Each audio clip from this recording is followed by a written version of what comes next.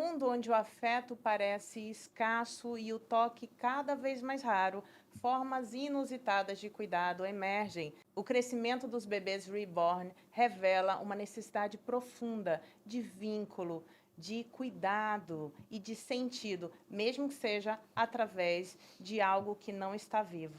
Esse fenômeno, que pode parecer até excêntrico à primeira vista, revela camadas profundas da psique humana. Há quem diga que são substitutos, ou alívio da solidão, o antídoto contra o luto, ou até formas de conseguir o que o mundo real não proporciona. A neurociência explica um pouco isso. Quando você segura um bebê reborn, áreas do teu cérebro relacionadas à empatia, ao apego e ao cuidado, como a amígdala, hipotálamo, sistema da recompensa, são ativados como se você estivesse segurando um bebê. Agora, quais são as implicações disso? De fato, o que está acontecendo nessa pessoa que está vivendo essa relação com o bebê ou nas pessoas em volta dela? É sobre isso, esse assunto muito quente, polêmico e necessário de ser discutido, que vamos falar hoje com ela. Gente, Lívia Levintal, psicóloga, minha amiga. Seja muito bem-vinda, Lívia.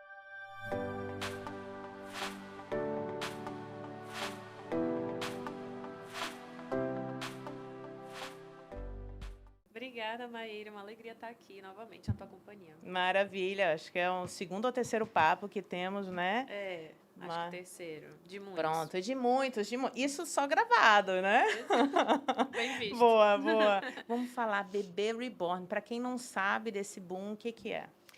Vamos lá. Então, quando a gente fala em bebê reborn, a gente está falando de um boneco, mas não é um boneco só apenas de plástico, como era da nossa época, aquela carequinha com um pedacinho de cabelo aqui, que a gente botava a chupetinha na boca e brincava de ser mamãe quando a gente era criança. O bebê reborn é um boneco, mas ele é feito de silicone e ele imita mais próximo da realidade possível um bebê real, inclusive o peso, o cabelo, né, a textura do cabelo. Não sei se você já teve a oportunidade de ver um bebê reborn, de tocar.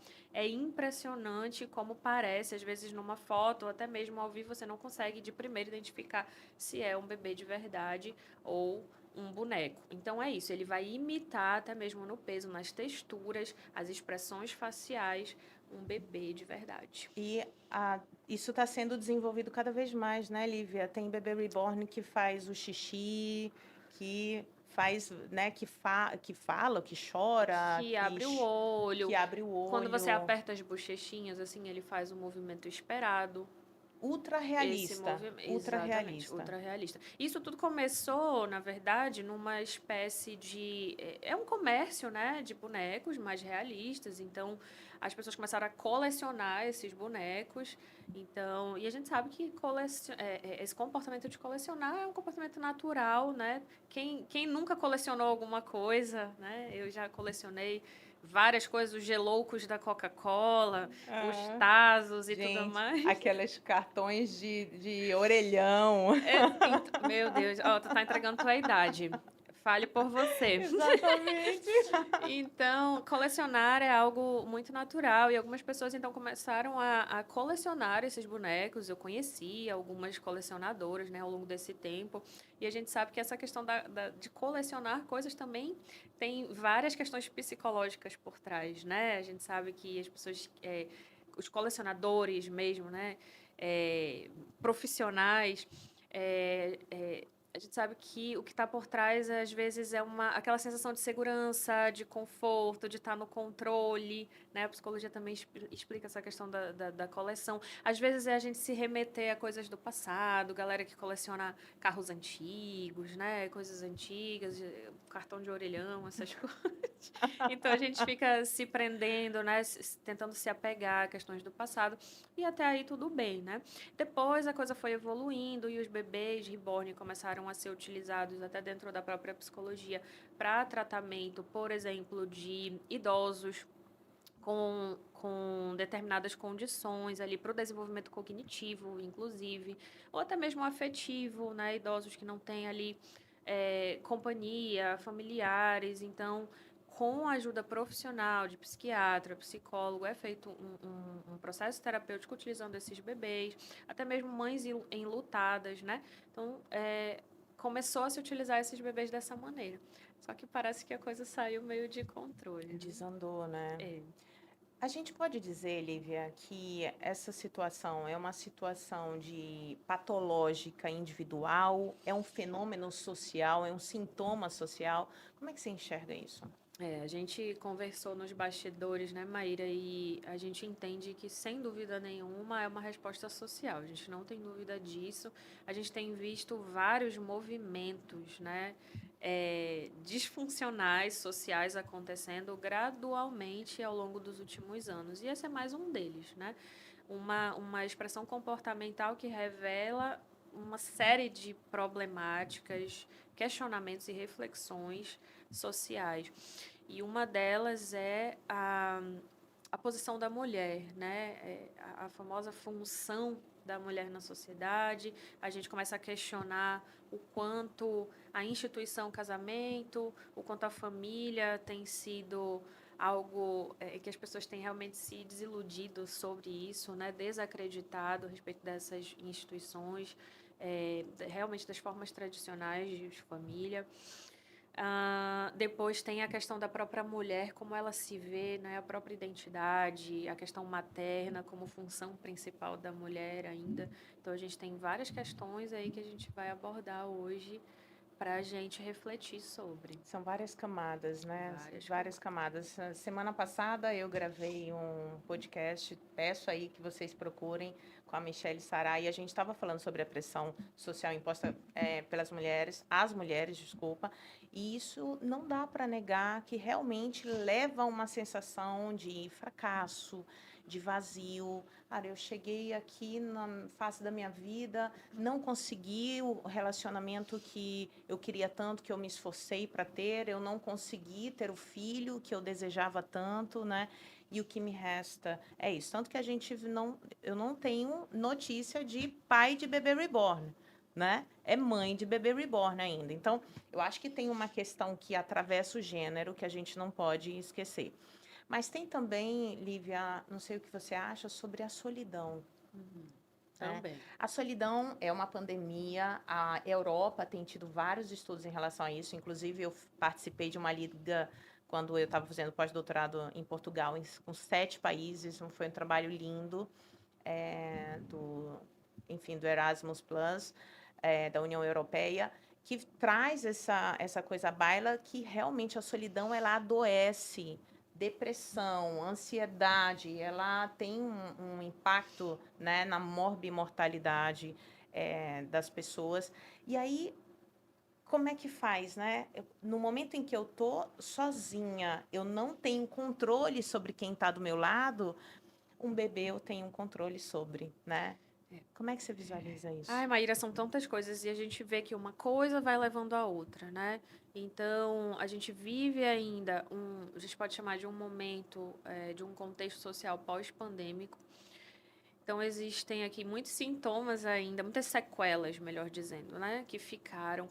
E a principal delas é a insegurança. Então, a pandemia nos tornou ainda mais inseguros porque escancarou, né, aos nossos olhos o quanto que realmente nós não temos controle de nada e aumentou substancialmente muito o nível de ansiedade das pessoas e de insegurança no geral, né? E aí, junto disso, eu sou terapeuta de casais, então eu lido com casais, com família todos os dias no meu consultório e a gente vai ver, eu vejo completamente a diferença do pensamento dos casais hoje e há 5 anos atrás, por exemplo. 5 anos não é nada. Não é nada. E mudou completamente, né, o pensamento das pessoas. Então, hoje as pessoas estão inseguras até em relação aos relacionamentos. Então, hoje ninguém confia mais em ninguém. Então, será que eu vou estar com alguém aqui hoje? Amanhã, não sei se eu vou estar mais.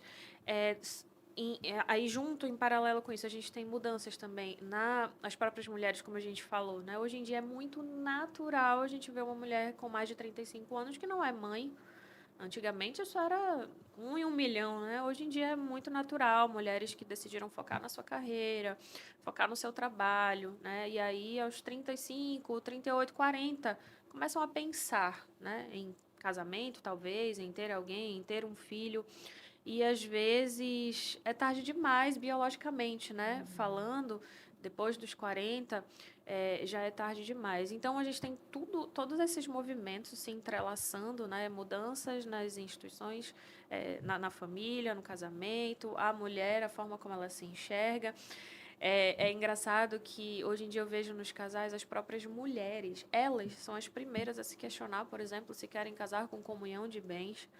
Já não é? Porque antes era normal essa decisão até ser do homem, né? Então, eu quero dividir meus bens, eu não quero. Hoje é mais a mulher, porque ela tem os próprios bens, né? Ela tem a sua autonomia, ela tem a sua carreira, o seu dinheiro, então elas não querem mais. Porque eu não sei, eu não confio tanto assim nessa pessoa, né? Eu não sei o que vai ser. Então, a partir disso, a gente começa a pensar: será que vale a pena ter um filho? Né? Porque a gente sabe, filho é abdicação, né? É energia, é dinheiro, é disposição, é amor, é tudo. Então, quando você tem um filho dentro de um sistema familiar, é uma coisa. Onde você tem uma rede de apoio do pai, dos avós, dos tios. Outra coisa é quando você se vê sozinho, né? E aí, Exato. e sozinho não só no sentido literal de ser uma mulher solteira, mas lembrando que existe muita mulher casada que tem filhos e se tornam mães solos, né? Mesmo dentro de um casamento. Enfim, então, nesse movimento, as mulheres começaram a se distanciar um pouco mais da maternidade, a questionar mais, a ter um pouco mais de até frieza, de racionalidade sobre esse assunto. E aí, como eu comentava com você antes, a gente não pode esquecer que há uns anos atrás surgiu o termo mãe de pet. Mãe de pet, mãe de planta, mãe disso, mãe daquilo. Então, a gente não saiu da maternidade tradicional para a maternidade reborn de uma hora para outra. Foi havendo um escalonamento, né? Então, existiu primeiro aí as mães de pet, né? E como eu conversei com a Maíra antes. Quando você fala de um animal, você está falando, querendo ou não, de um ser vivo, né? Que troca com você, que responde a comportamentos, né? Enfim. Então, eu nunca. Não, eu não gosto de problematizar isso. Mas, querendo ou não, você trazer esse peso, né? Do termo mãe. Eu sou mãe de pet. E a gente vê que muitas pessoas realmente cuidam do seu animal, do seu cachorro, como se fosse realmente um bebê.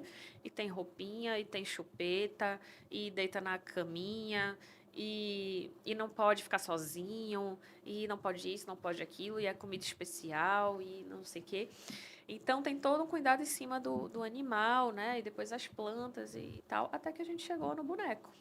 E é muito interessante a gente pensar nisso, né? Porque realmente tem várias camadas.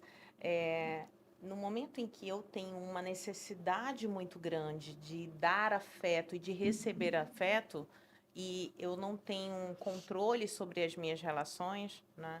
Então, eu posso dar afeto a esse animal, eu posso dar afeto a essa planta, eu posso dar afeto a esse bebê reborn, e esse dar afeto nessas, né, nessas coisas, como diz a psicanálise, né, no outro, me devolve uma ideia de vínculo, de apego, dentro de uma necessidade de controle também, né? Uhum. Então, como você estava falando, estamos vivendo numa sociedade de extrema insegurança emocional, das relações mais frágeis que eu, né, imagino que a gente ainda não tinha vivido. Uhum. Então, no momento da insegurança, maior a minha necessidade de controle. Uhum. Agora, será que isso é uma necessidade individual ou é uma necessidade social? Por que eu digo isso? A necessidade, eu me refiro à mulher, né, que precisa maternar. A modernidade, ela naturalizou essa ideia de maternar, mas eu estava lendo um livro, eu até peguei aqui para lembrar, Manifesto Antimaternalista, não sei se Uhum. você Não conhece, conheço. de uma psicanalista assim muito consagrado esse livro, que fala que séculos atrás, as mães na Europa, elas só serviam para gerar. Uhum. Tinham as amas de leite, elas não Uhum. cuidavam dos filhos, não existia essa ideia de maternagem, né, do amor de mãe, é instintivo.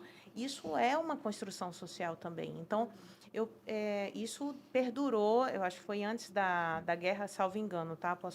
Mas assim, numa época mais atrás, em que não tinha, inclusive os bebês morriam muito. A taxa de mortalidade era enorme, porque os bebês eles não sobreviviam por causa dessa falta de vínculo. Mas era o entendimento da sociedade à época, né? Então, Lívia, essa necessidade que está sendo ali preenchida ilusoriamente, né, pela mamãe do bebê reborn. É uma necessidade, será que ela é individual, biológico, ela é imposta socialmente? Qual é a implicação que a gente tem disso, desse fenômeno? Né? E a gente estava falando, tem esse sofrimento que é da mãe, mas também a gente precisa avaliar o que a sociedade está fazendo, alimentando ou não esse fenômeno que é adoecedor. É. Não é? Eu achei interessantíssima a tua colocação, Maíra, porque eu costumo dizer, como terapeuta de família, de casal, que concordo com o poeta quando ele disse que é impossível ser feliz sozinho. Não num sentido de que nós precisamos de um par romântico, não é num sentido romântico especificamente, mas nós, seres humanos, nós temos essa necessidade de vinculação, né? Nós somos seres Exatamente. sociais, então a gente não vive tá aí um dos filmes mais famosos do mundo, né? O Náufrago. Ele se viu sozinho ali na ilha e na primeira oportunidade ele fez a bola, né? Wilson. O senhor Wilson, né? Ele fez da bola o seu parceiro ali naquele momento. Então, nós somos seres sociais, sociáveis, então a gente precisa desse vínculo, desse afeto, dessa conexão, de sentir-se parte. Isso é um ponto. Então, isso é nosso, é da nossa natureza. E aí, depois, tem os movimentos sociais, né, o impacto dos movimentos sociais dentro dessa natureza. Tanto que você colocou. Então, antigamente, tinha todas essas questões, né, que não havia esse maternar afetivo e tudo mais, mas bebês morriam Exato. por causa também disso, Dessa falta, né? né? Porque é inato, porque é nosso. Então, o que acontece? Hoje a gente vê uma sociedade que está caminhando cada vez mais para esse distanciamento, diversos motivos, diversas variáveis, as redes sociais, né, a internet, que ao mesmo tempo que une, separa, a insegurança. Hoje em dia é uma loucura que eu vejo na internet, eu ouço falar de tanto curso, até com programação neurolinguística, e com, sei lá, várias firulas e estratégias para ensinar as pessoas, homens e mulheres, a dar gelo, a ficar distante, a criar interesse no outro a partir desse distanciamento, né? A não se Exatamente. mostrar tão interessado, né? A não se conectar. É isso que tem se ensinado. Então, o outro vai se interessar por você o tanto que você se fizer de difícil, de distante, de frio. E é esse movimento que a gente tem visto mesmo, né? Então é uma loucura, uma loucura sem fim. E aí a gente vai acompanhando, a gente vai acompanhando. Inclusive, tem um estudo que saiu recentemente, tem uns 3 anos mais ou menos, que estuda, a tentativa era estudar exatamente esse movimento social, uma vez que se questionou se de fato a sociedade, se a gente consegue perceber um maior número de pessoas com transtorno antissocial, né? Enfim, que as pessoas chamam de psicopatas, enfim. Será que na nossa sociedade está nascendo, né? Contém mais pessoas com transtorno antissocial hoje? É, porque a ideia é que, na verdade, que a resposta seria que sim, porque é como se fosse um processo de adaptação, né, do ser humano. Então, para se adaptar ao contexto atual hoje, quanto menos emoções você tiver, quanto mais capaz de não vincular com outras pessoas você for, melhor, mais adaptado ao mundo você está, né? E nosso organismo vai se adaptando, vai evoluindo. Perfeito. evoluindo, enfim. Exato. Então, O que que é evolução, gente? então é uma loucura. E aí nesse contexto, né, você, como a gente está colocando, você vai se vendo mais confortável em fazer trocas com um boneco, com um animal, com uma planta, que seja, enfim, com uma pessoa à distância, né, que você possa fantasiar, né, algo que dê espaço à tua fantasia e que, portanto, te dê segurança. Isso, tem mais espaço, né, para eu despejar um receptáculo ali de projeção, de fantasia, de necessidades, né, Sim. em que eu consigo controlar essas fantasias todas. Muito interessante que você falou do antissocial, porque a gente estava discutindo, né, ali inclusive ontem, sobre isso, assim, o que que é, mamãe reborn, né? Esse fenômeno é um diagnóstico, é uma patologia? O que que é isso? Então, existe o que é diagnóstico e todo diagnóstico está numa classificação internacional ou norte-americana, enfim, existe ali, né, um estudo todo que categoriza isso, mas também tem a expressão de adoecimento, essa expressão de adoecimento que a Lívia está falando, né? Então a gente pode caminhar enquanto sociedade para uma expressão narcísica, para uma expressão psicopata, né? Ou antissocial, trazendo um termo mais correto, e uma expressão psicótica. Então, eu vejo como esse fenômeno, esse boom, que são muitas mulheres, eu não tenho um número, se você tiver, eu não tenho um número. Mas acaba sendo quase um folie à deux, né, um nome que a gente usa dentro da psiquiatria para mostrar um delírio compartilhado, né? Uma expressão da psicose compartilhada por duas pessoas ou mais. E o que mais me incomoda, Lívia, é o que as pessoas estão fazendo ao olhar para isso.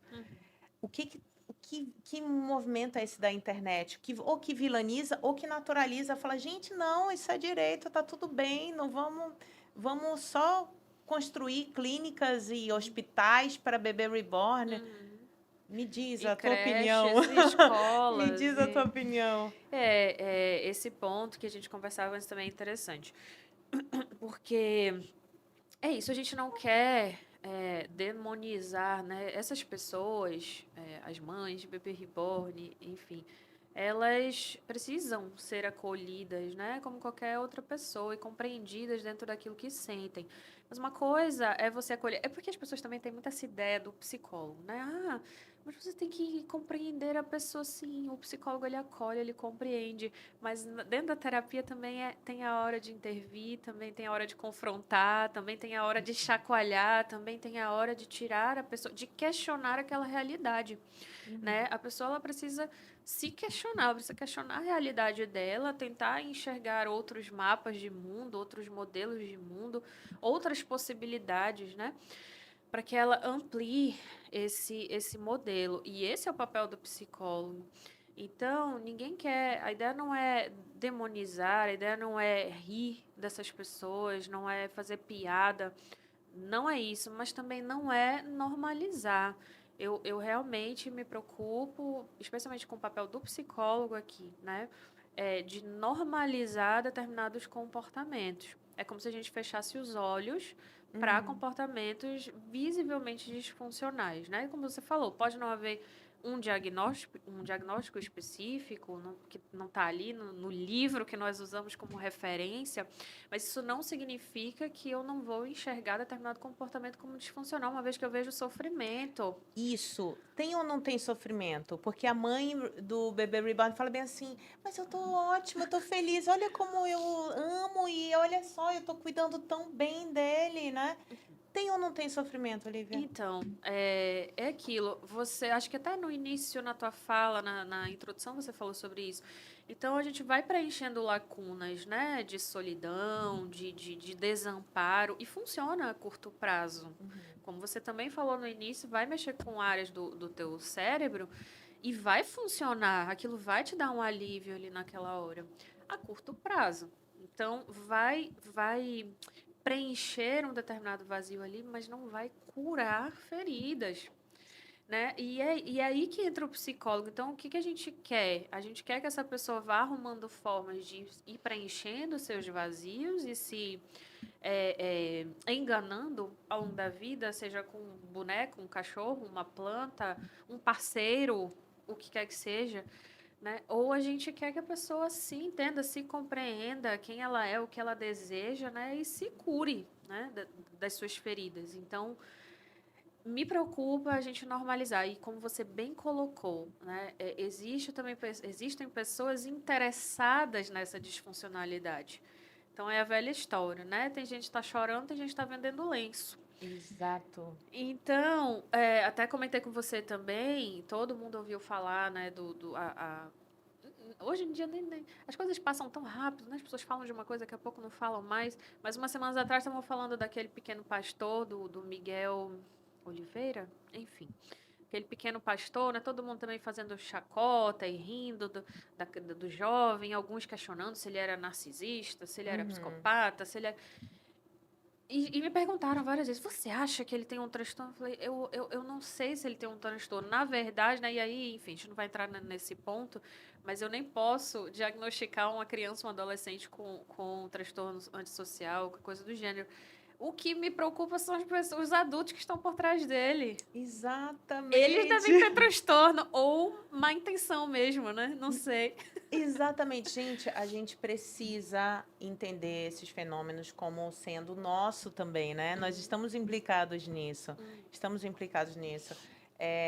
Se a gente não entender isso como um problema social, como um fenômeno social, a gente vai entender como um nicho de mercado. Uhum. Então vamos criar, né, a roupinha, a maternidade, a creche, é isso, Lívia? A Creche. creche, vamos Aham. criar porque acaba se tornando um nicho. E não é isso, né? Não Uhum. é isso. O foco não é o boneco, né? O boneco é lindo, inclusive, né? Inclusive, as pessoas que produzem esses bonecos, né? Já também vão para a internet tentar defender. A questão não é o boneco, a questão é a pessoa que está cuidando do boneco. A questão não é o mini pastor, a questão é quem está colocando ele no púlpito, é quem está aplaudindo, é quem está ganhando dinheiro através dele. É para essas pessoas que a gente precisa olhar, né? Então, tem muitos comportamentos que não dá para a gente normalizar. Eu acho que é uma questão muito de identidade, sabe, Maíra? A palavra, assim, para mim, é essa, quando a gente fala desses movimentos todos. Eu acho que as pessoas se perderam, se desconectaram de quem elas são, né? Hoje em dia, a gente ficou muito preso dentro desse discurso de você pode ser o que você quiser, Exatamente. né? Que parece tão bonito, né? Essa liberdade, eu posso ser quem eu quiser, a mulher pode ser quem ela quiser, o homem pode ser quem ele quiser e a criança pode ser quem ela quiser. E aí, hoje as pessoas levaram isso ao pé da letra. Então, se eu quiser ser uma árvore, eu vou ser uma árvore. Se eu quiser ser Um viver como cavalo. um cavalo, eu vou ser um cavalo, né? Aí a gente tem hoje o que a gente chama de Therians, que são as pessoas que se identificam com isso, com aquilo. E aí é complicado, porque não é assim. Não é por aí, né? Você sai da tua natureza humana, então você não se vê com... Calma, então calma. Você não se vê como um humano, então você quer viver como uma árvore, você quer viver como um animal. E a gente está olhando isso como normal, porque as pessoas podem ser quem elas quiserem, a gente tem que aplaudir, respeitar. Cadê os psicólogos? Não, isso é incrível, assim, o ser humano, o funcionamento mental, ele requer orientação. Olhando para a criança precisa de um Justo, continente afetivo, precisa justo. de um direcionamento. Quando a gente não tem direcionamento nenhum, a gente não tem direção, óbvio, É, por óbvio, né? A justo. gente não vai para lugar nenhum. E aí você estava falando essa questão, né, de naturalizar, de deixar ali essa mãe com aparente satisfação, que na verdade esconde um sofrimento grande. Eu gosto de pensar, Lívia, trazendo também funcionamento mental. O cérebro, assim como qualquer outra parte do corpo, sempre vai buscar uma forma de se regular. Uhum, Sempre. uhum. Eu tenho um sintoma físico, o meu corpo vai fazer de um jeito para que eu regule. Vem a febre para regular uma alteração. E a nossa mente também. Então, se eu estou com uma ansiedade, a minha mente vai procurar um comportamento que dê conta dessa ansiedade, né? Agora, existem formas de regulação funcionais, né? E formas disfuncionais. Então, o que você está falando desse processo que seria ideal é de um autoconhecimento, de entender que necessidade é essa afetiva dessa mãe, dessa pessoa, para que ela vá atendendo essa necessidade de uma forma mais funcional, é isso? Até porque se ela está vinculada e despejando todas as necessidades no bebê, ela está deixando de se conectar com outras pessoas. Ela está Exatamente. deixando de viver outras coisas. Não é, ela não é só aquilo ali que é efêmero, que não dá conta. É que ela deixa de atuar no mundo, é isso? Exatamente, sem contar os medos, né? Que medos existem dentro Pronto. daquela pessoa, né? Que traumas, enfim, que aí cada mundo, né? Cada cabeça é um mundo, mas existem medos, existem vulnerabilidades. Eu acho que, inclusive, essa é a palavra dessa geração, vulnerabilidade.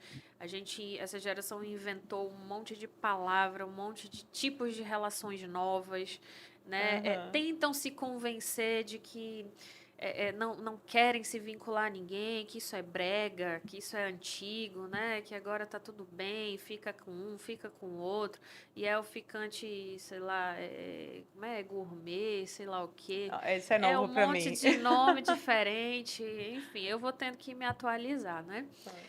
Então, vai tentando se convencer de que esses vínculos não são importantes, mas aí é o que eu me pergunto, será que os vínculos não são importantes ou será que são pessoas que têm medo ou que se sentem incapazes de se vincular, né? Então, começam a arranjar um monte de subterfúgio, um monte de estratégia para fugir desses vínculos, porque, assim, relações humanas, a gente já falou aqui antes, é uma necessidade humana básica, né? Conexão. Sim. Mas, quando você se relaciona com alguém, um cônjuge, um familiar que seja um amigo, é como se você assinasse um contrato que lá embaixo tem letrinhas pequenas. Você pode se dar mal. É que nem, Sim. né, quando você compra um pacote lá da Netflix, ou um pacote como é, sei lá, da Claro, da Sky, de televisão, você compra por causa de meia dúzia de canais. Aí tem um monte ali que você nem assiste, mas vem num combo. Então, você vai se relacionar, então você vai ter vários benefícios ali. Mas você pode se dar mal. Pode ser rejeitado, criticado, não é? Pode Decepcionado, se você pode decepcionar. decepcionar, ser Pode decepcionar. decepcionado. Exato. Várias coisas podem acontecer e isso faz parte. Só que com o passar do tempo, a gente foi tentando, em vez de ir para terapia, se desenvolver para que a gente aprenda cada vez mais a lidar com esses lugares de vulnerabilidade que a gente está diariamente, Isso. a gente foi encontrando estratégias de se proteger, de se blindar deles, né? Mas não dá. Então, parece que dá através desse subterfúgio. São vários nomes para novas relações, né? É você cuidar do cachorro, é você cuidar do boneco, é você, sei lá, é você tentar se convencer de outras coisas. E aí, como eu falei, vai funcionando a curto prazo. Mas a médio e longo prazo, a conta vai chegar. A conta sempre chega, né? Então, a ideia é que a gente pare de tentar se proteger, de sofrer, né? Eu adoro essa metáfora, assim, da gente pensar que a vida é um eterno andar de skate. Então, quando você anda pela primeira vez de skate, de bicicleta, de patins, o que seja, a primeira vez você cai, você cai, você cai, você cai. Só que assim, você aprende a usar joelheira, cotoveleira, capacete, você aprende a cair. Até a hora que você começa a cair menos, né? Mas você sabe que quando você monta numa bicicleta, quando você bota o patins no pé, cair pode ser uma possibilidade. Faz parte. Apesar de você estar mais atento, você já sabe como evitar a queda. E se cair, você sabe até como cair. Mas faz parte. Então a vida é isso daí. A gente precisa aprender que sofrer, que sentir-se vulnerável. Eu não estou dizendo que é gostoso. Eu não gosto de me sentir vulnerável. Ninguém gosta, ninguém vai achar gostoso aquilo. Mas faz parte. Até porque se proteger parte de uma ilusão de que é possível. Acabou. Maravilhoso. É isso E não daí. é. Pronto, Pronto, não é possível. não é. Olha, esse problema que não é individual, que é social, também está trazendo repercussões da mesma ordem, né? Direitos da maternidade, né? Fila no SUS, estacionamento, Fila benefícios, preferencial. fila preferencial. Inclusive, eu ia trazer aqui uma notícia super recente de da Câmara de Guarujá, né, discutindo essa questão e proibindo, né, é uma proposta, proíbe o uso de bonecos do tipo bebê reborn como intuito de obter benefícios destinados a crianças reais no município. Qual é o limite, Lívia, entre acolher a dor e, de fato, né, colocar no lugar legítimo? Olha, o que eu vou dizer agora é muito polêmico. Bora. Bora. Mas se não for para polemizar, eu nem levanto da cama, ó.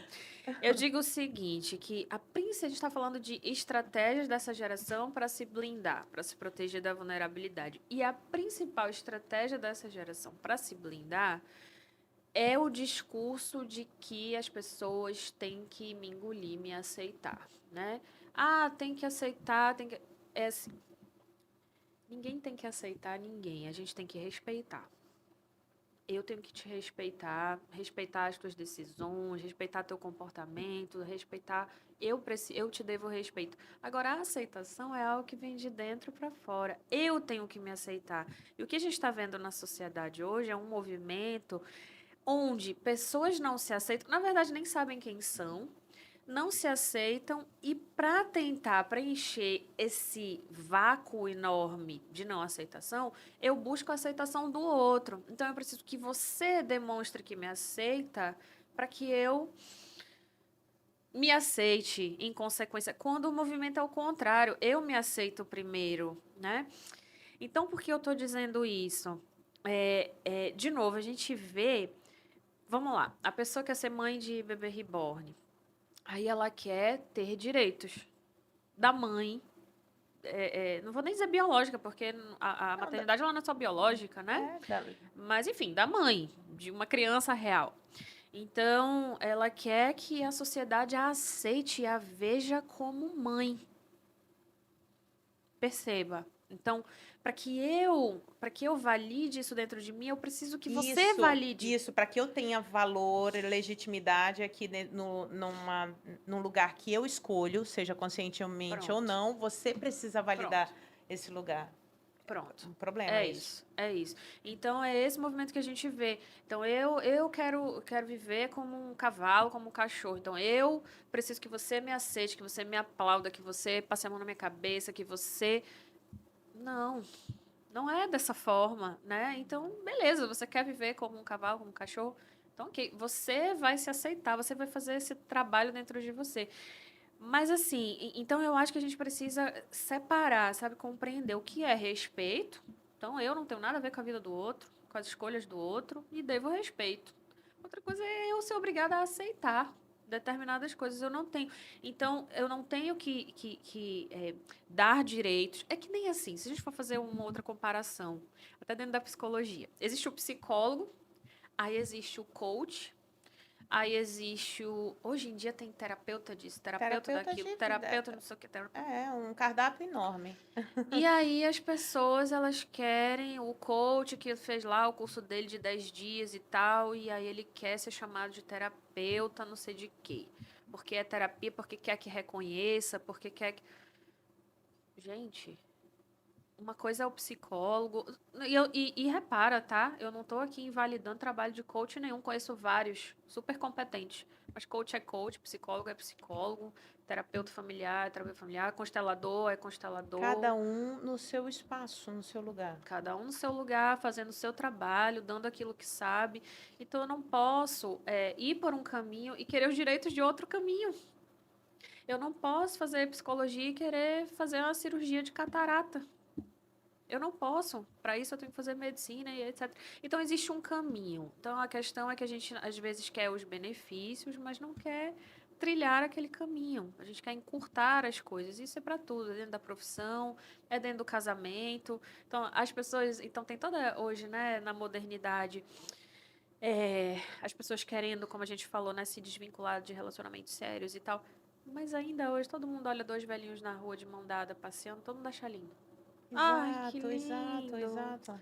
Ai, queria isso pra mim. No fundo, todo mundo quer, né? Quer, Assim, tá na velhice segurando a mão de alguém. Mas existe um caminho. Vai lá perguntar para aqueles velhinhos o que eles tiveram que aceitar. Quantas vezes eles pensaram em sair, mas decidiram ficar? Quantas vezes eles se perdoaram? Quantos sapos eles engoliram? Ninguém quer, mas a gente quer um velhinho do lado. a gente quer só chegar no final do arco-íris Não com um dá, pote de ouro. não dá. Não quer passar, né? Não dá. Pela A gente situação. quer ser reconhecido como mãe, mas aí não quer um bebê que ele vai chorar quando Que vai ele te, quiser. e vai te frustrar, E vai né? te frustrar, e vai dizer É, não. é, E quando ele crescer, ele vai dizer que te odeia. E vai dizer que quer sair de casa. é. E, enfim. Mas eu acho importante também a gente colocar, e a gente conversou sobre isso antes, né, Lívia? Fica até uma questão de, ok, será que essa pessoa que se conecta com o bebê reborn, ela está tendo consciência de que não é de fato um bebê real, né? Então, beira quase como a gente falou dessa expressão de fora da realidade, como se a gente está olhando aqui também como se fosse uma escolha dela, não, deixa eu pensar aqui, realmente não faz sentido, né? E a gente precisa olhar com cuidado esse sintoma, essa atitude, essa relação, mas existe o que a pessoa está vivendo e existe o que está determinado na sociedade e que tem todo um caminho para que né, esses direitos tenham sido salvaguardados. Né, Uhum. e a gente, como você falou, né, uma coisa é a pessoa se aceitar, outra coisa é ela precisar que o outro aceite para que tenha Uhum. lugar. É. Né? Eu acho que essa questão da consciência é complicado, né? Porque, assim, tudo que eu tô falando é baseado naquilo que a gente tem visto, né? Nas mídias, na própria sociedade em si. Porque eu, particularmente, ainda não recebi no meu consultório Também nenhuma não, mãe também de não. bebê reborn até o momento, né? Então, a gente vai falando a partir dessas inferências sociais. Mas, assim, o que a gente sabe, conhecendo o cérebro, é que, inicialmente, a gente pode até ter alguma consciência.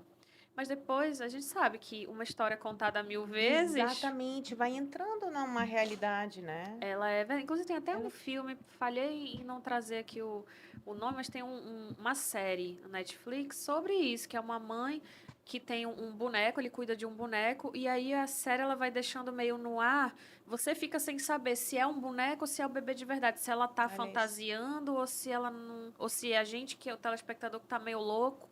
Você fica. Então é um pouco isso, você vai perdendo a noção do que é real ou não.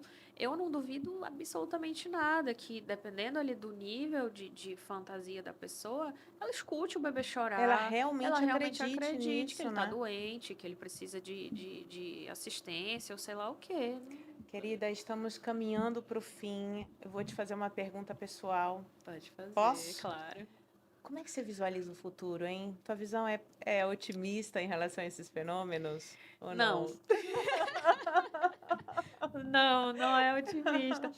Minha visão não é otimista, porque é o que a gente tá, é o que eu falei, né? A gente vai vendo uma involução gradual.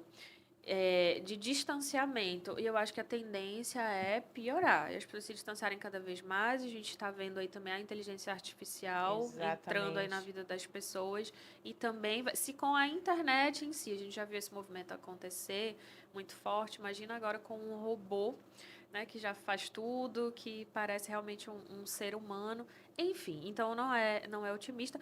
Porém, não é por isso que eu vou deixar aqui, enquanto eu viver, de fazer a De- minha parte, né? De tentar, pelo menos para as pessoas que estão aqui ao meu redor, no meu consultório, que me escutam, de fazer a gente refletir, para que a gente ainda consiga fazer a geração dos nossos filhos um pouquinho melhor. Que bacana, é exatamente isso. Os humanoides estão aí, né? Você pode escolher o homem que você quer, ou a mulher, o cabelo, os olhos, e com uma inteligência artificial que não te contraria. Imagina isso. Como é que ficam as relações reais, né? Últimas palavras. Últimas palavras, o que eu poderia dizer? Bom, eu acho que, apesar da minha visão não otimista, né, que quem me escute consiga tirar aqui do nosso papo reflexões, que consiga refletir na sua vida, né? Não precisa querer mudar o mundo. Mudar o seu mundo, refletir na sua vida, as suas vinculações, como é que estão, o quanto tem se dedicado para as pessoas ao seu redor, porque muita gente fala das mães de bebê reborn, ou seja, que cuidam de bonecos como se fossem reais, mas tem muitos pais, muitas mães cuidando dos seus filhos reais como se fossem bebê reborn. Então, às vezes, não olham no olho, não sabem o nome do professor, não sabem como está na escola, não sabem os sonhos dos seus filhos.